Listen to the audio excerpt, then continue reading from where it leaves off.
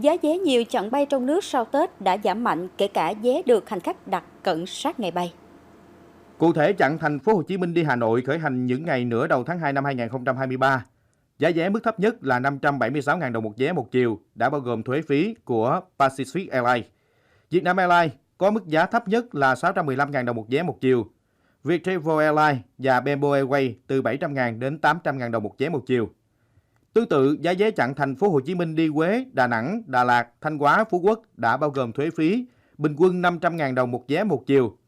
Chặng thành phố Hồ Chí Minh đi Côn Đảo bay vào giữa tháng 2 năm 2023 có mức giá là 1.400.000 đồng một vé một chiều đối với Vietnam Airlines và từ 1.600.000 đồng một vé một chiều đối với hãng Bamboo Airways.